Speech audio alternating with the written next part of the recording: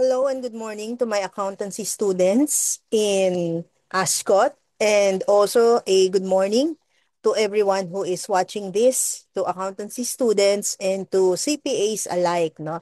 Applicable ito sa ating lahat because for the accountancy students, kasama ito sa CPA board exam, 'di ba? And of course, for accountants, this is the code of ethics that we must live by in our professional and personal life, 'di ba? So, we will be discussing how the code of ethics is applied in the practice of accountancy. What is the code of professional ethics for accountants? So siguro yung mga kabatchmate ko, okay, we have this old code of ethics that was made effective noon pa, no? January 1, 2004. So that was the last revision before the current version of the Code of Professional Ethics for Accountants. So same with the old one and the new one also pala, this Code of Ethics for Professional Accountants is based on the International Code of Ethics for Professional Accountants developed by International Federation of Accountants. However, guys, please take note that as of 2024, no? So last year lang, 2024, meron ng bagong Code of Professional Ethics for Accountants. This is embodied in the PRC BOA Resolution number 55 series of 2023. So in this resolution, the new Code of Ethics for Professional Accountants was adopted, okay, and it was published in the Business Mirror last December 18, 2023. So, 15 days following the publication, doon siya naging effective, which is January 3, 2024. Dahil published siya, it sets the presumption that everyone has read it, no? The conclusive presumption that we know what the contents of the Code of Professional Ethics for Accountants are. We cannot say, ay, hindi ko alam yan, no? Hindi ko nabasa. No. That's the reason why there is a publication requirement for all laws, rules, regulations in the Philippines because there is a presumption that lahat tayo alam natin yan. Okay? Applicability. So all CPAs are expected to comply with ethical requirements of this code. No? Anong mangyayari pag hindi nakasunod or pag may na-violate na ethical requirements of the Code of Ethics? Failure to comply may result in an investigation into the CPA's conduct. At ang magko-conduct niyan, of course, is the Board of Accountancy. And similar with lawyers, no, the worst thing that can happen into this investigation is matanggalan ng license yung CPA for violation of the ethical requirements of the Code of Ethics. However, no, siguro a caveat when we're studying this Code of Ethics is that it is not practical to establish ethical requirements which will apply to all situations. Hindi naman yan bolang kristal na malalagay dyan lahat ng possible situations na pwedeng mangyari, right? However, what the Code of Ethics does, no, is that professional accountants should consider the ethical requirements as basic principles which they should follow in performing their work. Actually, hindi lang nga sa work pati sa pang-araw-araw nating buhay, 'di ba? We should be ethical, no? So these are the standards, the guidelines that we need to follow, okay? The ethical dilemma that may arise in the course of our professional life, no? It's possible kasi that at times there can be a conflict between the CPA's duty to their profession and to society with our immediate self-interest or the duty of loyalty to our employer. Sino bang susundin ko? Should I consider self-preservation? Should I consider the interests of my client, of the firm? No? But take note guys, dahil tayo ay isang profession, 'di ba? We are CPAs. We are considered a profession.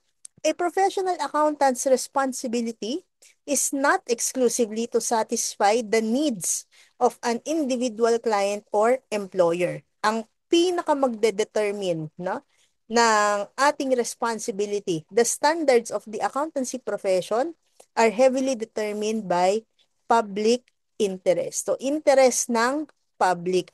Why public interest? Because a distinguishing mark of a profession is the acceptance of its responsibility to the public. Pag may sakit ka, pupunta ka sa doktor. Pag meron kang kaso, no, or legal concern, meron kang gustong ipaglaban, pupunta ka sa lawyer. O, so yun yung members ng medical profession at ng legal profession. So if you need financial help or if you need the formulation of financial statements or kailangan mo ng opinion na magse-certify na tama in all material respects yung iyong financial statements, pupunta ka sa CPA, 'di ba? So kailangan board certified public accountant 'yan because the public will accept the responsibility of this professional when it comes to matters within their expertise, 'di ba? The accountancy profession's public consists of clients, credit grantors, governments, employers, employees, investors, and the business and financial community. 'Di ba? Basically, the public relies on the objectivity and integrity of professional accountants to maintain the orderly functioning of commerce. What if mali yung financial information na nilalabas or sinecertify ng mga accountant? Remember, the primary users of an accountant's work are whom? 'Di ba? Creditors and investors. Papautangin ko ba 'yan? Mag-i-invest ba ako sa kumpanya na 'yan? Right?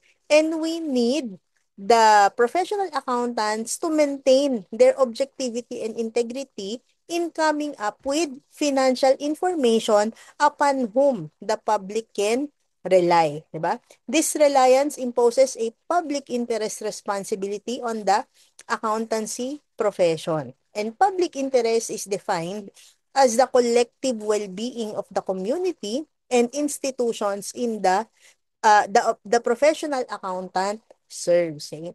So example ng public interest, no? So ito, you can just pause this slide and read it, no? Independent auditors, financial executives, internal auditors, tax experts, and management consultants. Ito yung mga posibleng ginagawa nila to bolster or support public interest in the accountancy profession, no, as helped by the accountancy profession. But siguro if ever I would emphasize something here, it would be independent auditors, right? Siguro kumbaga sa lawyers na ang pinaka well-known na ginagawa is yung sa litigators or yung nag-a-appear sa court, no? Although marami pang ibang klaseng lawyers, sa mga CPA naman, ang pinakasikat na ginagawa nila is yung pagiging independent auditors or yung pag-issue ng opinions on the financial statements of companies and entities, no? So, 'di ba, minsan nga nasa news, no? Pati government agencies, ang COA nag-i-issue ng unmodified opinion, 'di ba? Tapos pinopost nila 'yon kasi proud sila na parang sinasabi ng COA na tama yung financial statements na nilabas, walang irregularities na nakita, 'di ba? So same, ang independent auditors, sila ang nagbibigay ng opinion on the correctness, no, of the financial statements of companies because in essence, the financial statements are responsibilities of the company. Sino bang gumawa niyan? Eh di yung company din, it can be self-serving because of course, hindi ko naman sinasabing sinungaling yung company. But of course, the company would like to present itself in a good light, 'di ba? Sino ba naman ang magpe-present ng financial statements na hindi maganda? Parang may tendency ganon. So pasok ang independent auditors. And then the independent auditors will issue an opinion on the correctness, no, of the financial statements. And in fact, it is this opinion of the independent auditors on those financial statements that make them credible, 'di ba? Remember, these financial statements are publicly accessible. Pwede mong kunin yan sa SEC, 'di ba? May bayad lang syempre. But 'di ba? Anybody can get them. So the public actually relies on the work of the independent auditors to ensure that the financial information generated by the company is accurate. Okay? Objectives, no?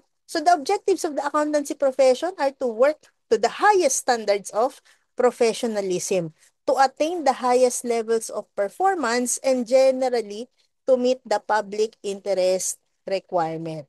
So we have credibility, professionalism, quality of service, and confidence, no? So, there is a need for credibility. Sabi natin, kailangan magtiwala ang public doon sa information na nakukuha nila, and it is the opinion of the independent auditor that renders these statements as credible, right? So there is a need for individuals who can be clearly identified by clients as professional persons in the accountancy field. In fact, no, some CPAs, no, like as you saw kanina sa title page nitong aking presentation, so Raquel R. Duhongo, CPA. Diba? It means I have passed the CPA board exam. So some CPAs actually append the letter CPA after their name. Quality of service. There is a need for assurance that all services are carried out to the highest standards of performance. Na meron tayong sinusunod na mga standards. Di ba? May auditing standards, may accounting standards, right? So, the public is assured that the services performed by the accountants are carried out to the highest standards of performance.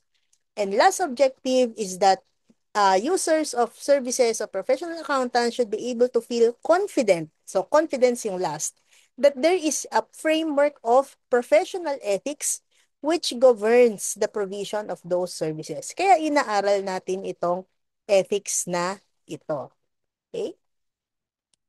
Next, the code in four parts. No? Siguro, if we talk about the code of ethics in its entirety, kulang ang 1 week. We will see later because there are so many provisions on it. But what's important, no, what you need to note is that there are four parts to the code of ethics. Number one, no, part one is complying with the code fundamental principles and conceptual framework. No? So, this one applies to everybody. All kinds of CPAs are required to comply with part 1. No? Part 2 is about professional accountants in business. So, yung mga nasa private or nasa government, ito yung kanilang susundin. No? Part 3 is for professional accountants in public practice. So, ito yung mga independent auditors. And part 4 is for international independence standards. It's very important for accountants to maintain their independence. That's why, ganun siya kahalaga. Meron siyang sariling part. Okay? So like what I said, part 1, part 2, part 3, 4A and 4B, nag-a-apply yan depende kung nasaang sector ka ng accountancy profession. When we talk of professional accountants, it refers to persons who are certified public accountants who hold a valid certificate by the Board of Accountancy. Doesn't matter kahit nasaang sector ka, kung public practice man yan, industry and commerce, government, or education. Okay? Siguro dahil sa sobrang haba ng ating code of ethics, no, siguro I would just like to highlight some parts. First is the no-CLAR provision. Now, when you say no-CLAR, that's non-compliance with laws and regulations. In the course of the audit, no, syempre binibigay ng client or ng company yung kanilang financial records sa auditor, so the auditor can examine it. And in the course of the examination, it's possible that the accountant or the auditor may come across certain non-compliance with laws and regulations. Parang, habang nagbabasa siya, parang hindi ata ito ayon sa batas, Parang ganon, di ba? So, what should the accountant do? Does this mean na dapat ba isumbong na agad niya sa BOA or sa SEC or sa government yung kanyang nakitang non-compliance, no? Unang-una, this non-compliance, what are these? This may be omission or commission. When we say omission, ibig sabihin hindi ginawa. Commission means ginawa, no? Intentional or unintentional, which are contrary to the prevailing laws or regulations, no? Examples of laws and regulations that may be violated, no? At makita nung accountant na may NOCLAR may involve itong mga example na ito, no? Fraud, money laundering, securities markets and trading, no? Bawal lang insider trading, 'di ba? So ito, mga data protection, tax and pension liabilities. Ito yung mga example ng mga non-compliance that a company may commit or may violate, whether intentionally or unintentionally, 'di ba? So anong gagawin? Isusumbong na ba agad 'yan sa government? Hindi naman. Now, what is required is first, the accountant must understand what is happening. Maybe the company has a valid justification as to why, no, it is actually performing or did that, no? So understand first, and then advise and communicate with the client. Of course, dapat written as much as possible para may proof tayo that this was actually addressed, no? This was discussed with the client. If necessary, no, talagang may conflict because of the non-compliance, it may be possible that the accountant or the auditor may withdraw from the engagement. And again, most important of all is, of course, the entire process needs to be documented para may proof tayo kung ano talaga yung nangyari. Okay? Another highlight in the Code of Ethics na bago in the 2024 as compared to the 2004 version is this one, the Engagement Quality Reviewer. So, as you know, meron na ngang preparer, merong auditor, and this one, meron ding engagement quality reviewer. No? So, appointing an engagement quality reviewer who has involvement in the work being reviewed or close relationship with those responsible for performing that work might create threats to compliance. So, dapat yung engagement quality reviewer hindi involved. Iba pa yon. So, iba yung preparer, iba yung auditor, iba rin yung engagement quality reviewer. Okay? Next, non-assurance service fees. So when we say assurance, it means the issuance of the opinion of the auditor on the correctness of the financial statements. But of course, as accountants, hindi naman tayo limited sa assurance service lang. It's also possible that we are providing non-assurance service fees. Services rather. So example niyan is if we are also performing tax compliance services, no? Tayo ang nagpe-prepare ng returns ng company. It's also possible that we are advising them as to, let's say, their budgets or paano ma-maximize ang kanilang operations, 'di ba? Management advisory services, 'di ba? So, there is now a prohibition on audit firms from providing to an audit client that is a public interest entity, a non-assurance service that might create a self-review threat. So let's say, itong company ay aking audit client at ito ay isang public interest entity, no? I cannot give tax compliance preparation services to this client kasi kung ako yung nag-prepare ng tax returns niya, and then as an auditor, ako din ang magre-review ng kaniyang mga tax entries. It's possible that I'm reviewing my own work, 'di ba, as the auditor. So there is this new prohibition. Okay? So just please read the other items here. Okay? So as you heard earlier, apat ang main parts ng ating Code of Ethics. Part 1 is complying with the code, fundamental principles and conceptual framework. All professional accountants are required to comply with sections 100 to 199. For Part 2, professional accountants in business. This is sections 200 to 299. This is applicable to those na nasa commerce and industry sector, government. Okay? However, it is also possible that this will become applicable to accountants in public practice when performing activities in relation to their own firm, 'di ba? Kasi syempre yun na yung parang company mo eh. So, part 2 will also apply to you in that setting. No? Part 3 and Part 4 is for professional accountants in public practice. No? Yung 4A, meron ding, ay yung Part 4 may 4A at meron ding 4B.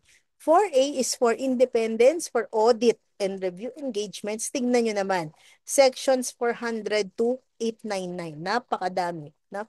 And then we have Part 4B, independence for assurance engagements other than audit and review engagement. Meron bang ganon din? Assurance engagement other than audit? Eh, di ba yun na nga yun? Actually, meron pa, no? Like for example, sa tax, we have what we call a transfer pricing study. Meaning, yung transactions ba nitong company with its related entities are considered as done at arm's length, 'di ba? So the transfer pricing study reinforces that na, oo, yung transaction nitong dalawang entity, kahit related sila, it's done at arm's length. No? So, there is that requirement under the BIR rules that there is a need na supported yung transaction na yan ng isang transfer pricing study. So, independence is also required for the auditor when it comes to assurance engagements other than audit. Because at the end of the day, it's still an assurance engagement. Diba? The opinion of the accountant on that matter is still going to be relied on by the public. Na? So next, principles and applicability. So what I did here is just to highlight ano yung mga importanteng parts ng ating code. So for part 1, ito yung para sa lahat, 'di ba? So we all need to observe integrity, objectivity, professional competence and due care, confidentiality, and professional behavior. For parts 2, 3, and 4, 'di ba? Ito naman yung mga nasa specific sectors. But as you can see, there are some areas na common sa lahat. Example, no? Inducements, gifts, and hospitality. Nandun yan sa tatlo. So, ang accountant ba, pwede ba siyang tumanggap ng gift? Pwede ba siyang magbigay ng gift? No? So, as you can see, no, gusto ko lang taga i-highlight yung mga important parts here. No? But we will go through some of the more important ones, lalong-lalo na yung madalas ma-encounter ng accountant sa totoong buhay. Okay?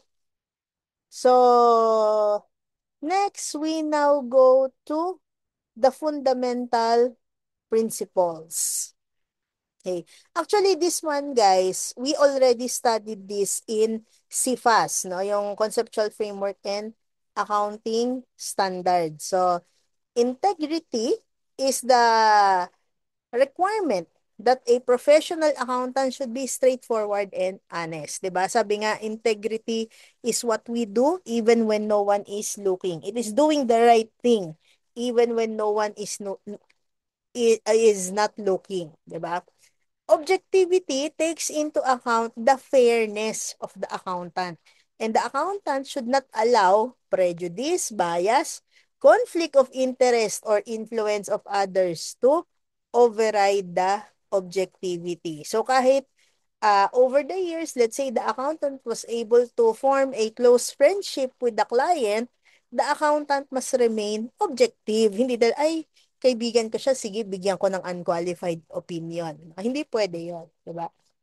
Professional competence and due care should requires that the accountant should perform professional services with due care, competence and diligence, and ito yung importante, continuing duty to maintain professional knowledge and skill at a level required to ensure that a client or employer receives the advantage of competent professional service based on up-to-date developments in practice, legislation, and technique. So like for example, ako, I took the board exam in 2001. Kung ang alam ko is yung knowledge ko pa rin in 2001 at hindi na ako nag-update, I wouldn't even know this new code of ethics because 'di ba? 2024 pala ito, ay may bago na pala, no? So all CPAs are required to update themselves as to the latest development. So like me also, I'm a tax professional, 'di ba?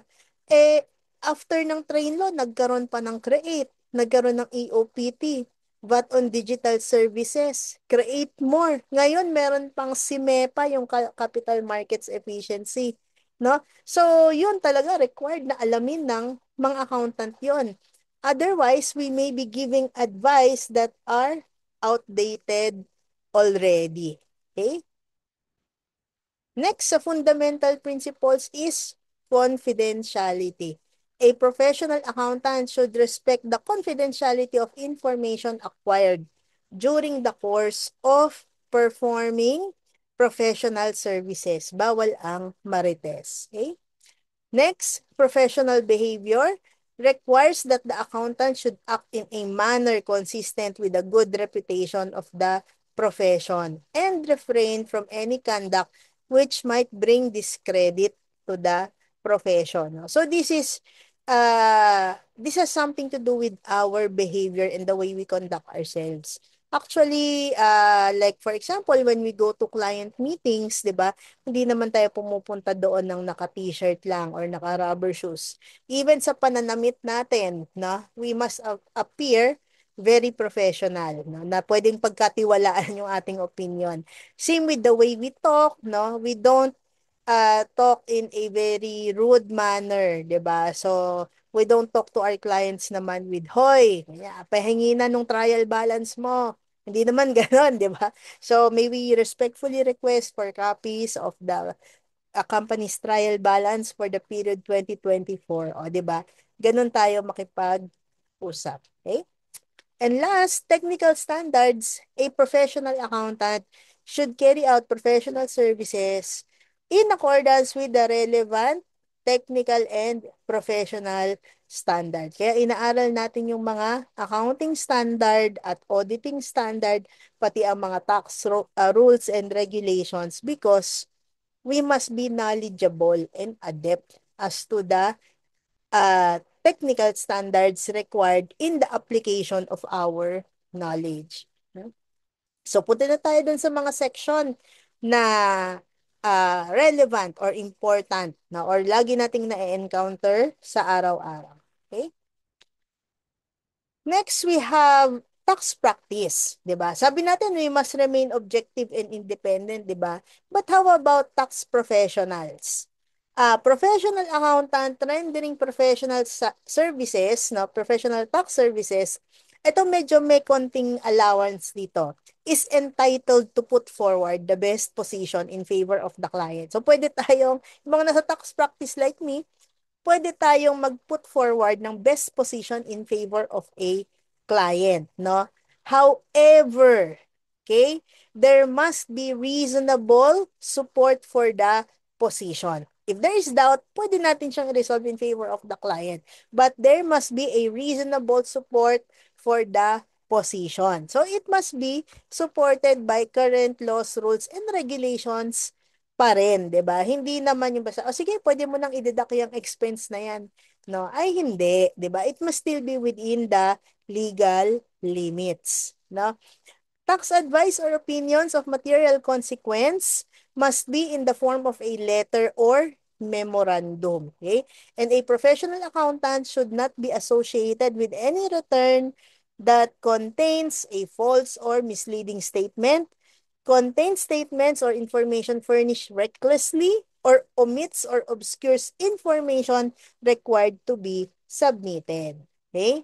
When a professional accountant learns, no, may nalaman kang material error or omission in the tax return of a prior year, anong gagawin mo? Advise the client that there is an error or omission and recommend that a disclosure may be made to the revenue authorities or mag-amend ka ng return na. Hindi mo naman isusumbong sa BIR, di ba?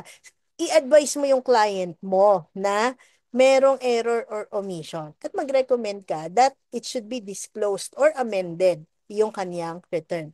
Normally, the professional accountant is not obligated to inform the revenue authorities, nor may this be done without permission. Okay? So, hindi pwede isuplong mo na lang agad. Okay? When it comes to publicity, accountants are not allowed to use means which brings the profession into disrepute, 'di ba? Actually, if I'm not mistaken, bawal nga tayo mag-advertise, 'di ba? We may not make exaggerated claims for the service that we are about to offer and the qualifications that we possess, no? Like for example, sinasabi ko na 20 years na akong tax professional. And then it turns out 2 years lang pala, 'di ba? So, medyo in-exaggerate mo naman. Yung iba mo palang experience galing sa ibang bagay. Tapos sinasabi mo 20 years ka ng tax professional. Parang mali ata yun, di ba? And of course, we must not denigrate the work of other accountants. Hindi ka aangat dahil sa pagtapak mo sa iba. No, hindi ka pwedeng manira ng ibang kapwa mo accountant. Okay? Next, so sabi natin, independence, napakahaba, no? Almost 500 provisions ata, if I'm not mistaken. So, independence requires both independence in mind and independence in appearance. Independence of mind is also known independence in fact. 'Di ba? This is a state of mind na talagang alam natin sa sarili natin that we are objective and we can issue an opinion without being affected by influences that compromise professional judgment. Therefore, we are actually acting with integrity and we are objective and we have professional skepticism. Okay? But this must be coupled, of course, with independence in appearance. Both of these kinds of independence need to be present. No? So in appearance, it avoids facts and circumstances that are so significant that a reasonable and informed third party having knowledge of all relevant information, including safeguards applied, would reasonably conclude that a firm, no, has been maybe compromised, 'di ba? So like for example, lagi kang nagpo-post sa FB na kasama mo si client. O, kahit totoo objective ka, parang meron ng appearance of closeness, no? Baka kung sabihin nung isang third person na nakakita na masyado namang close itong dalawa, baka hindi na objective si accountant, no? Baka nasasway na yung kanyang opinion dahil sa closeness niya with the client, no? Threats to independence, it's very important, okay? Independence is potentially affected by self-interest, self-review, advocacy, familiarity, and intimidation threats. Ano ba itong mga to? Self-interest threat occurs when a firm or a member of the assurance team could benefit financially from the client. So, meron kang investment doon. 'Di ba? Ito yung pinakamalaki mong client. O, meron kang self-interest threat kasi gusto mong mabigay yung best doon sa client na posibleng hindi ka na objective. Kasi ikaw din makikinabang ka doon sa maganda mong opinion doon sa client, no? Next is self-review threat occurs when any product or judgment of a previous assurance engagement or non-assurance engagement needs to be re-evaluated in reaching conclusions on the assurance engagement. Or when a member of the assurance team was previously a director or officer of the client. So dati, siya yung finance director ng client, ngayon siya na yung auditor, edi parang re-reviewin niya yung work niya nung siya pa yung finance director, di ba? So self-review threats means, no, kagaya kanina, I already explained it dun sa tax return, you are reviewing your own work. O, edi hindi ka independent nun. Kasi hindi naman nature ng tao na sabihin na, ay, ito mali ako dito, no? Or, ay, ito pala pagkakamali ko, di ba? So, pwedeng ma-impair yung independence in fact, no? At syempre, pwede rin ma-impair lalo yung independence in appearance. Kasi yung credibility mo na nire-review mo yung sarili mong gawa di ba? It's possible na hindi ka na independent dyan. Okay? Next, advocacy threat, no? Occurs when a firm or a member of the assurance team promotes or may be perceived to promote an assurance client's position or opinion, no? Parang masyado mo naman atang pinaglalaban itong position ng company na ito, no? Parang may advocacy threat to independence na. No? Familiarity threat, no? Ito yung example din natin kanina, when by virtue of a close relationship, masyado naman na kayong close, baka hindi ka na independent, 'di ba? And last is the intimidation threat. It occurs when a member of the assurance team may be deterred, no? Baka hindi na siya objective because there are threats, actual or perceived, from directors, officers, or employees of an assurance client, no? So example, bigyan mo kami ng unqualified opinion. Kung hindi, maglilipat na kami ng ibang auditor. O, di ba? Yun yung pinakamalaki mong audit client.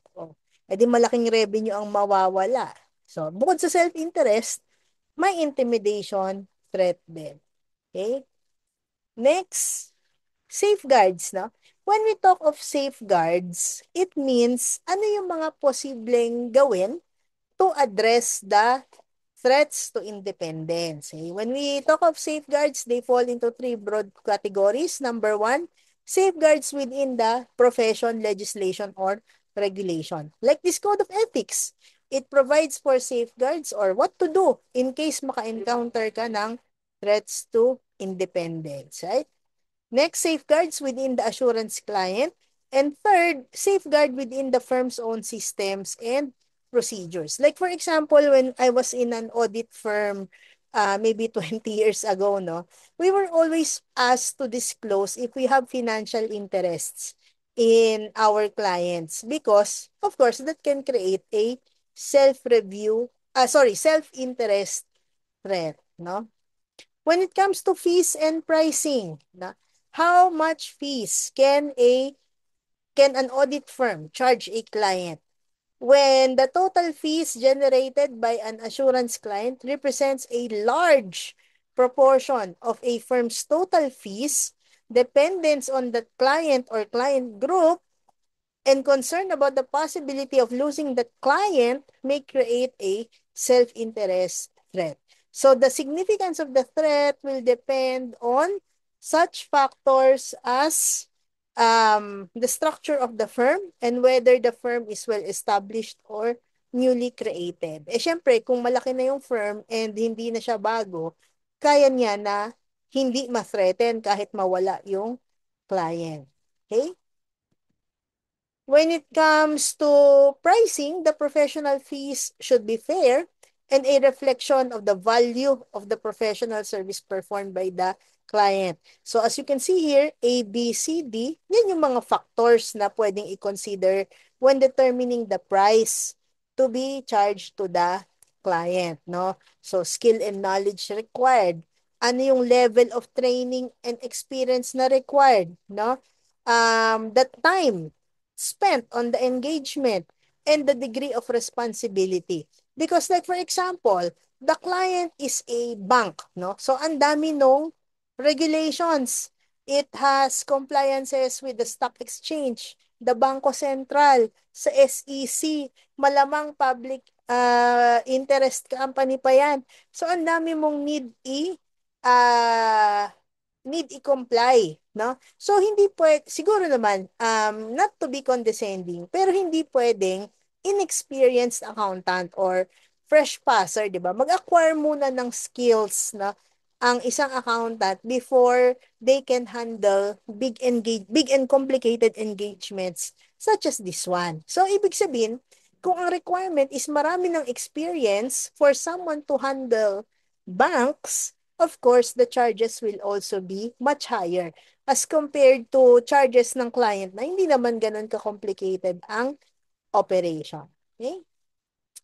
Next is hospitality, no? So, can accountants give or receive gifts from clients? Accepting gifts may create a self-interest and familiarity threat. When a firm or a member of the assurance team accepts gifts or hospitality, ito yung important, unless the value is clearly insignificant, no? Ballpen, payong, mug, di ba? Okay yon. The threats to independence cannot be reduced to an acceptable level, 'di ba? Paano kung binibigyan ka ng client mo ng trip to Hong Kong o kaya ng pag-golf tournament or something expensive, binilang ka ng kotse, oh my God, 'di ba? Ay baka talaga may appearance na ng familiarity at self-interest threat. Naku, hindi na independent 'yan, binigyan ng kotse, 'di ba? So, a firm or a member of the assurance team should not accept gifts or hospitality unless again the value is clearly insignificant, parang goodwill lang, 'di ba? And in some standards nga, no, in some companies there are standards also, like for example, it must be given on a significant occasion, hindi yung wala lang. For example, Christmas or company anniversary, that's okay, 'di ba? And of course it must be given in an official capacity, not in a personal capacity. Okay? Last is professional competence and use of non-accountants. So, professional accountants in public practice should refrain from agreeing to perform professional services which they are not competent to carry out. So, like me, again, I'm a tax professional for 20 years na. O, totoo to ha, hindi 2 years lang. 20 years na, di ba? Wala akong kaalam-alam sa audit, 'di ba? That has never been my area of expertise. So, I should not market myself or represent myself as someone who can do an assurance service, 'di ba? Hindi ko 'yun alam. Okay? If a professional accountant does not have the competence to perform a specific part of the professional service, technical advice may be sought from experts such as professional accountants, lawyers, actuaries, engineers, geologists, and valuers. But the question is, sinong responsible kapag kumuha ka ng technical advice from other experts, 'di ba? Although the professional accountant is just relying on the technical competence of the expert, the knowledge of the ethical requirements cannot be automatically assumed, since the ultimate responsibility for the professional service rests with the professional accountant. The professional accountant should see that the requirements of ethical behavior are followed. Okay? So for the rest of the provisions of the Code of Ethics, I leave that to you guys. Nakita nyo naman, napakaraming provisions nun. Hindi natin yun matatapos. So this is just an overview. Okay? So thank you everyone for listening. O wala naman tayong pre-test, post-test, and evaluation. But thank you for sticking until the end. Please like and subscribe to this YouTube channel, Dean Rocky's Lectures. I am also on Twitter sa @whatrockythings. Thank you and God bless.